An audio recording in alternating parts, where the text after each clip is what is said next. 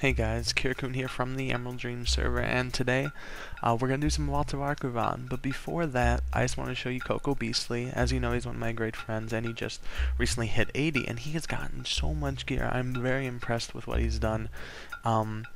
As you can see, he has Hailstorm, which is one of the best offhand swords for a combat rogue. I mean, he has just gone above and beyond my expectations. Okay, so we are at the first boss now, and the first boss is Emalon, the Stormwatcher. Now, this is a fight that needs two tanks. One tank needs to off-tank these 4 adds, these Tempest minions, and then one tank needs to main tank Emalon, the Stormwatcher. Now, this fight is very easy overall, but you do need to have some good group coordination. You need to have some good healers, some good tanks, and everyone else needs to know where they stand. So, there are a few moves that you should know about before going into this fight. Now, as you can see on my screen right now, it says Lightning Nova. And what this means is that the melee DPS have to get out of his proximity, otherwise he'll do a Lightning Nova just like a Loken in Halls of Lightning. He also does a Chain Lightning, and what this does is it hits up to 3 targets, and it does a lot of damage at the 3rd target. Now, what you can see us doing now is we're actually killing a Tempest minion. What happens throughout the fight is Emalon will enrage one of these Tempest minions, and if this Tempest minion goes unkilled, it will wipe your party. So you need to burn it down.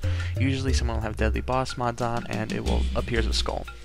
But what you can see me actually trying to do now is after you kill that Tempest minion, another one spawns.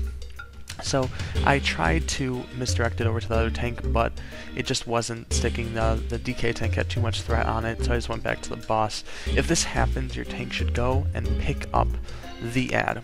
Now, that's about it. He goes back and forth through this fight, as you can see again, overcharging a Tempest minion. Just burn that Tempest minion down, and very simple.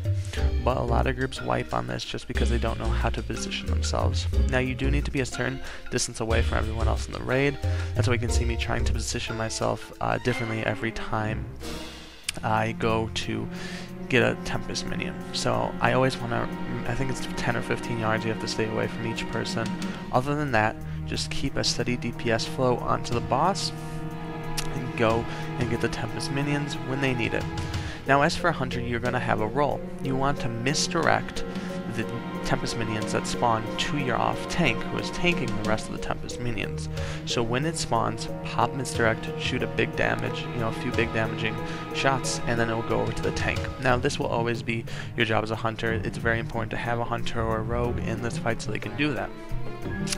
Other than that, you won't need to heal your pet through the Lightning Novas. It actually won't take damage, as you can see. So just burn him slowly. Overall, very easy fight. We're doing it in 10-man, and in 10-man he drops tier 8, which is great, as well as the newer PvP gear. I think it's Furious. I'm not going to put my word on it, so don't take my word.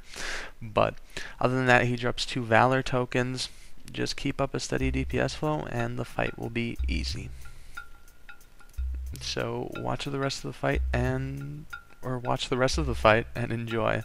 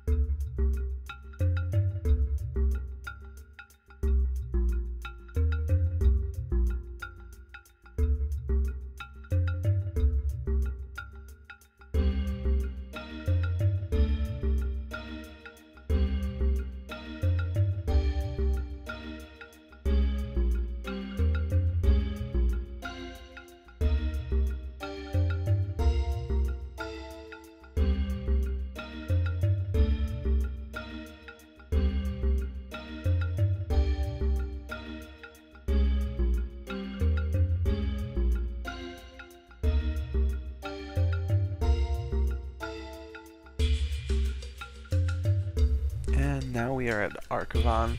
Probably all of you have done this fight. It's such an easy fight. Basically a tank and spank for the most part. There are a few things you probably need to know. This is a 2-tank fight, just like Emalon, but it's a bit different. What happens, I believe it's midway through the fight, your main tank will be picked up, and your off-tank will have to pick up Archavon, and that's about it. Other than that, the tank, you have your main tank tanking. He does a few moves. He drops some rocks from the ceiling, I believe, or it could be from himself, I'm not sure, since he is made of rock. But he drops some, and they chase a target, so the best thing to do when you have these rocks on you is just to stay in place, as you're going to get hit by them anyway, and if you run, you'll probably have a chance of hitting someone else with these. He also drops storm clouds, which you can see behind him right now.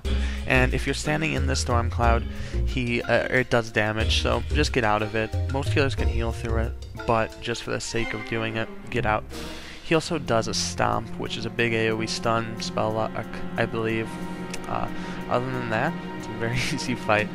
Loot Pinata, as many people call him. Just burn him down. It's very easy. Actually, if you look down at the right-hand side of my screen right now, there's my recount, and the other hunter is Survival, and he's in much, much better gear than me. He's in T8, most of that. But as you can see, we're very competitive here, actually. And that is what's interesting about the marksman tree, that it can actually keep up with a Survival hunter, and he has much better gear than me. I mean, T8, he's decked to this guy. Other than that, Emalon drops tier 7 in 10-man and Hateful, and in this run I actually end up getting Hateful pants, I believe, and my buddy Coco Beastly gets his hero's gloves, which he was very excited about since he doesn't have to buy them with badges or get them from OS now. So, thanks for watching. Again, check my blog, curewow.blogspot.com, and have a great day. Enjoy the fight.